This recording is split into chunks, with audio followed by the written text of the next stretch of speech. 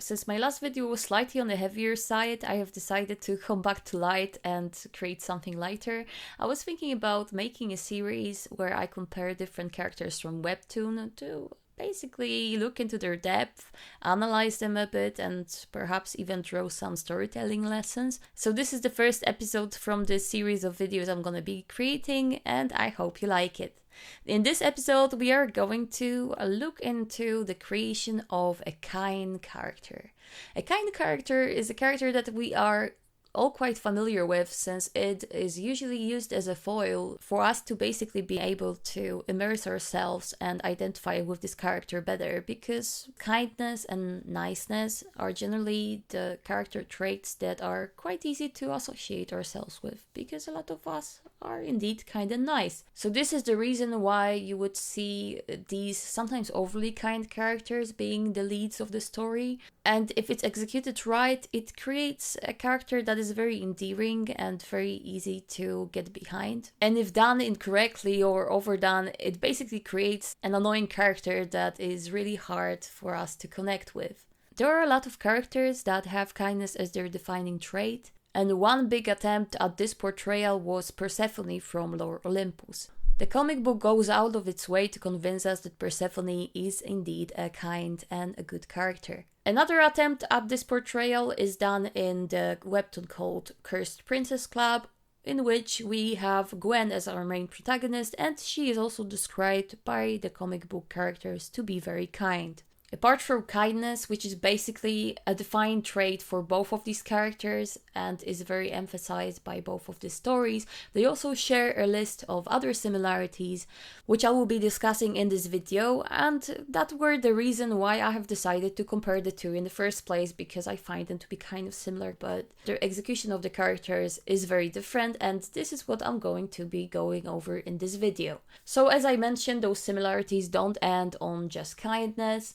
They both come from a very secluded environment and they are basically isolated from the rest of the world. They both have overbearing single parent that is a helicopter parent and is basically limiting their freedom. They are both very rich. They are both portrayed to be very innocent. They both have huge self-esteem and confidence issues that get touched upon in the story. And both of them have to come sort of through the self-love discovery journey to come into their power, but they do it in very different ways. On the surface, there are a lot of similarities between these characters, but within these similarities, there are some key differences which we are going to go through to decide which character did kind better. Because as we all know, devil's in the details. We are gonna start off with Persephone. So as I previously mentioned, she comes from a very isolated, secluded household, and she is a high achiever. She's very well educated. Her mother seems to be projecting a lot of her ambitions into Persephone, and she's an obedient child, so she basically excels at everything she does. She is ambitious, but it's a very surface level stuff. At the beginning, we see her having some ambitions. She wants to study, she wants to build herself as an adult. Later on, she kind of falls into the arms of Hades, and all of this goes outside the window and is never touched upon again. So it's a very surface level type of ambition. And she has a bad relationship with her mother, which gets significantly worse after she meets Hades. Demeter is quite demonized in the story. She's shown to be this helicopter parent. If we actually look into her reasoning behind this type of behavior, although it wasn't the healthiest one, we can definitely see why in some way it could be justified that she was being protective of her daughter, knowing the reality of living in Olympus and all of this stuff. However, she is portrayed to be a toxic mother. Although the comic book revolves around the myth of kidnapping of Persephone, which you would think that Demeter's and Persephone's relationship would be at the forefront of that myth, because that's how it was in the original.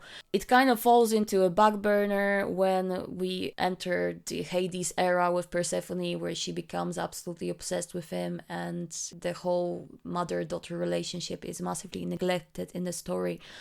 To the degree where their only attempt at reconciliation is them going to one therapy session together, where Persephone is having this therapy talk episode where she seems to be the therapist in there. By the words that she's using, they seem very artificial, but I digress. But that seems to be the only attempt for them to fix their relationship. Unfortunately, the whole core of Persephone is now closely tied to Hades, and he ends up being the one resolving the conflict when he brings Demeter's sons back. And it's never really about mother and daughter fixing their relationship. It's more about the mother accepting, Persephone's choice to be with Hades. It just feels like Persephone is leaving her overbearing rich mother to live with her rich husband. And that's about that. This character is generally very conflicted and quite confusing, if you ask me. In the beginning of the story, she is portrayed to be almost childlike. She is very innocent and sweet, but at the same time she's completely unaware of her body.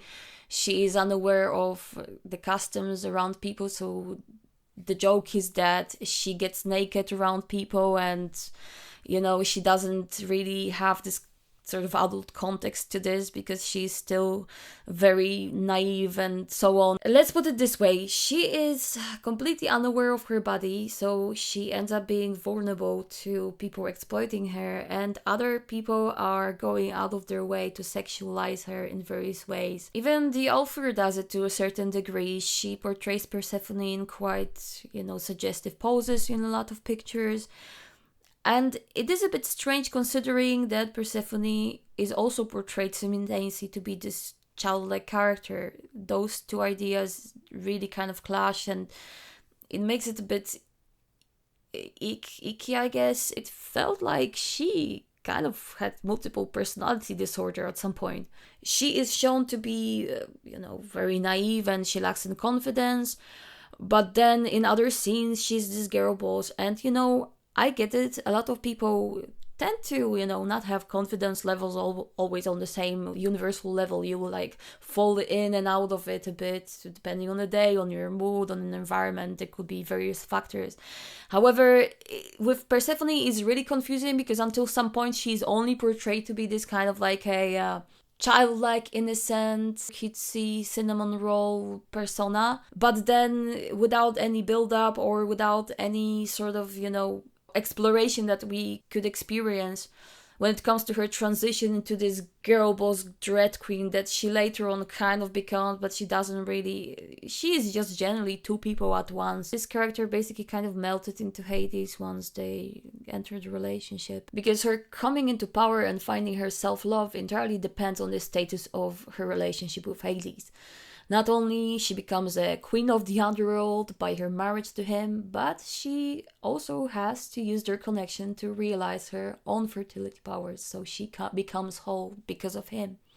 In the end, she just finds her place next to his side as his queen, but never really gets a proper character development, in my opinion. She massively lacks an agency and does not seem to excel beyond her country girl at day and of queen at night persona. But is she kind? Well, the problem with her is that she is described to be kind by multiple other characters, but that does not always align with her actions. She, for starters, causes a genocide, but doesn't seem to care about it that much, apart from her one attempt to bring back the victims in her first encounter with Hades. That quickly turned into an awkward flirty spoof between a teenager and a dude who lived for thousands of years. Apart from that one attempt to bring the dead back, she is also shown to be giving coins to shades. We could guess that it's off the back of her feeling guilty because of the genocide thing, but it might as well be her saying that the system is unfair and trying to make a change. It doesn't seem to be directly correlated with her trauma. It could be, it could not. The story doesn't explain that in detail. So if the whole genocide happened recently, so she was, 18 when it happened, and that was a year ago, it feels like she should be going for some stuff. I don't necessarily discount, that she could be sad within. We all have different reactions to traumatic events. However, we get to experience her inner thoughts. She's our main protagonist, so if she had trauma, we would know by now. It is shown at the beginning a bit, but it is quickly dropped as soon as Hades steps in, and it is entirely forgotten by the plot. And because of that, it seems to me like she is a bit uncaring about the whole event, which is a strange thing considering that not only a lot of people died that she essentially killed. Her beloved sister characters died, and I don't know, I feel like she should be going through some deeper process. Another on the list of her sins is probably her biggest sin in the story, where she openly flirts with her boss despite being fully aware he's in a relationship and even meeting his partner, which is her co-worker. She admits to it and she apologizes to him. While doing so, she's also extremely clingy to him and can't keep her hands off him, which makes her look pretty bad if you ask me. We kind of forgave her because, meant Faye bad, but clearly she was fully aware that what she was doing was wrong and unkind. Also, she ends up turning Minfei into a plant. After a 10-year gap and a time jump, she gets reunited with Hades, and as soon as she does, she entirely forgets about her mother. Her mother is the one who was punished alongside with her. You'd think that she would be more concerned about her well-being, but what we see after her coming back to Olympus is her essentially forgetting that Demeter exists. I don't know if I remember well, but I kind of remember the scene where Persephone was saying that, oh, I think I'm forgetting about something, and there's like a picture of Demeter in the snow or something like that.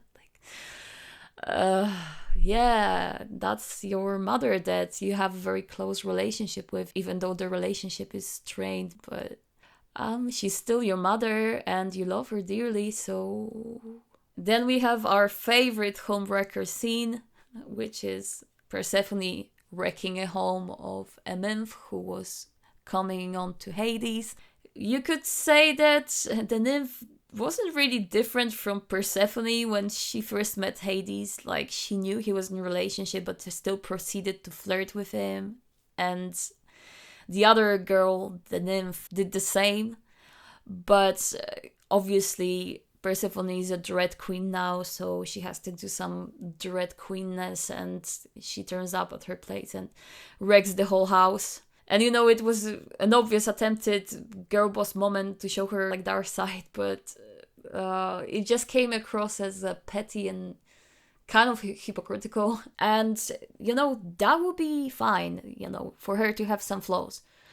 That actually makes characters more interesting, but the problem is that Rachel is absolutely determined to portray her as this kind, morally superior, perfect character that can do no wrong. And that undermines these flaws and makes her character really unrealistic and annoying. Because there's no honesty in this character. Everything she does has some sort of justification, and she is portrayed essentially to be flawless, even though it is plain obvious that she has flaws. So now we are going to look into Gwen. Gwen is a princess of Pastel Kingdom. She comes from a very isolated household, but unlike Persephone, is not a high achiever. She's more concerned with the happiness of her family. She is asked by her dad to marry a total stranger, but she gets rejected. She maintains a status quo and doesn't speak about her rejection to make her sisters happy. She's really talented in cooking and sewing and is using her talents to bring joy to others. Her power lies in kind, gentle spirit that brings light to the lives of people who encounter her.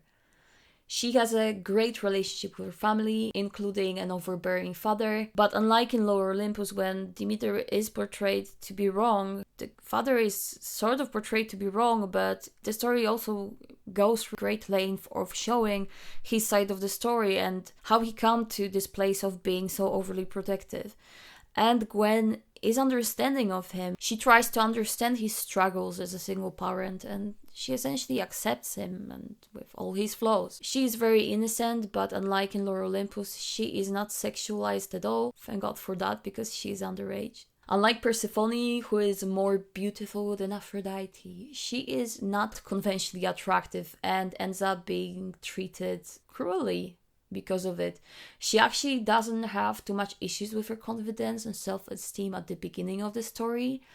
Because of her isolation from the outside world, she never got a chance to hear any feedback regarding her appearance from anyone apart from people who are basically close to her, and she never heard any negative comments regarding her looks. We actually get to see a pretty fascinating process where she is shocked with the first negative feedback overheard from her future fiancé, and her confidence gradually falls apart, leading to her eventually having to rebuild it.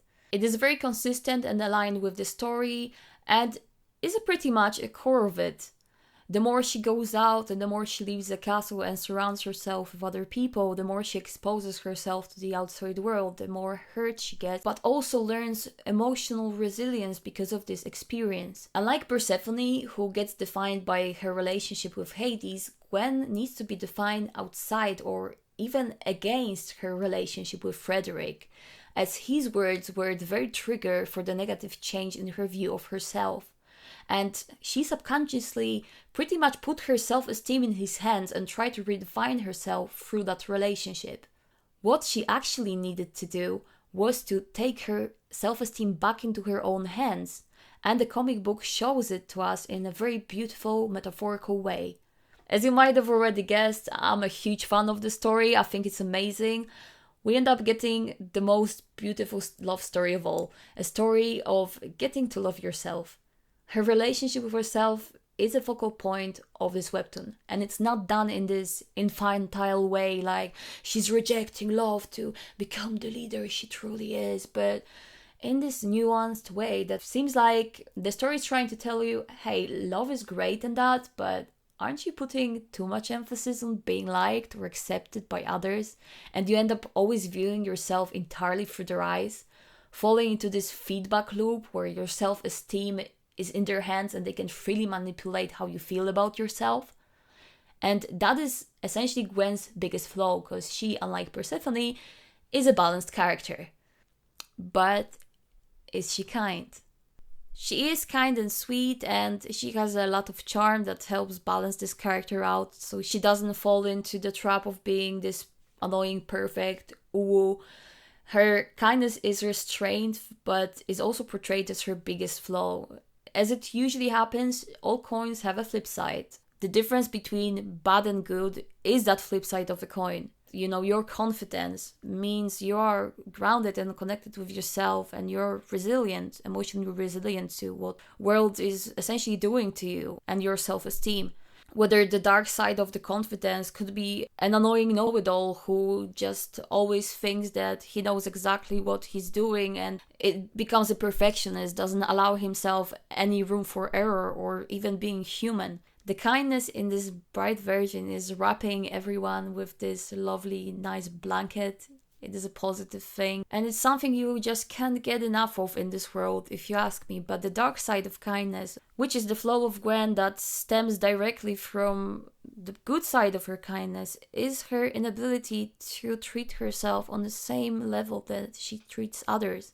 She basically prioritizes other people's happiness to the degree that she pushes away her own emotions. She doesn't allow herself to process it.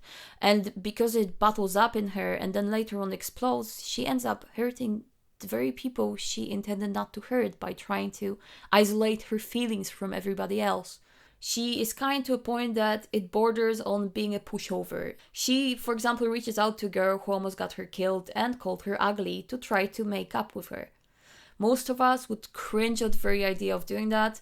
But the one thing about Gwen is that, unlike Persephone, who lacks agency, and apart from some minor examples at the beginning of the story, pretty much gets passed around in a way between different characters and plot points, Gwen exercises that agency to a maximum degree that her stifling environment allows. While she's not in an open war with her dad and she's shown to understand his overbearing nature, she still sneaks out to join a secret club and starts living this double life. She takes matters in her own hands. She does not lack courage and is very emotionally intelligent. She is also full of empathy. Hence, instead of hating that girl who offended her, she approached her with compassion. This is a stark contrast to a homewrecking Persephone. She is a kind spirit that neglects herself in service to others. She hides the truth about Frederick from her sisters, denying them that knowledge that arguably could have changed the course of the story. She hides her struggles from her family. She puts her entire self-worth into the hands of other people. She starts to hate herself, but still wears a smile on her face. In the end, she learns her lesson, but retains her compassion and kindness. She just learns to turn it inwards towards herself. So, which character did kind better? I think it's obvious at this point that it's Gwen. Persephone is overall a very inconsistent character, and I have a feeling that Rachel couldn't quite decide whether to make her a dread queen or a maiden. This duality in Persephone makes perfect sense on the surface, as it's connected to her attributes, and it gives a massive field to be explored, but the problem is that instead of exploring this duality and place it in somewhat interesting context, author decided to go the route of excuses and justifications and pretty much robbed Persephone of her dark side entirely by making her wrath a curse. Because we are constantly being reminded by other characters that Persephone is such a kind character, her Dread Queen acts seem to be completely out of place, and we don't really even know to what extent these acts are even her own, since her rage was externalized. What this creates is this strange mix of different personalities that Persephone displays that make her character pretty confusing. Is she really that kind? On the other hand, Gwen is just overall a better developed character. We don't really get time jumps, and we are with her on her journey to self-acceptance from the very beginning. Her kindness is a core of her character. It is fully aligned with her actions and ends up playing a crucial role in the resolution of the entire story. Like in Lore Olympus, we hear other characters mentioning it, but unlike in Lore Olympus, it is always on full display for us to see. This kindness also has a dark side that leads to Gwen hiding from her environment and prioritizing happiness of others that ends up with everybody getting hurt. She's not this perfect, beautiful being that Lore Olympus is trying so hard to portray Persephone as, but a human. And her journey feels very human. She's viewed as ugly and through her journey ends up discovering what true beauty is. And she does not need to change nor come to her power in a Persephone-esque Dread Queen type of way, gaining more status and superpowers along the way. She just needs to embrace who she really is. She's not only coming full circle to her previous confident self, she comes out having a deeper understanding of her inner and outer world and a strong acceptance for herself and others. Her journey on the outside is reflecting her journey on the inside. She overcomes her weakness of comparing herself to others and judging herself based on superficiality such as her appearance, and her value can no longer be swayed by others. She learns to be kind to herself. Thank you so much for watching, and if you liked this video, please give it a like and consider subscribing to my channel. I am planning to release more Webtoon videos in the future, so if you are interested in this, please stay tuned. For now, I wish you a very lovely week, and I'll speak to you later. Bye!